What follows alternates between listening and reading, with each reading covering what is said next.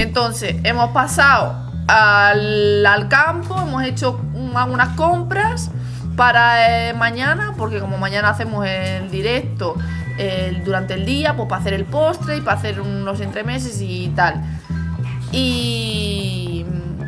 pues cuando hemos terminado, hemos cogido el coche y nos hemos ido a Madrid, a Caleido, que en Caleido es un parque que hay entre las 4 torres y es donde está ahora mismo la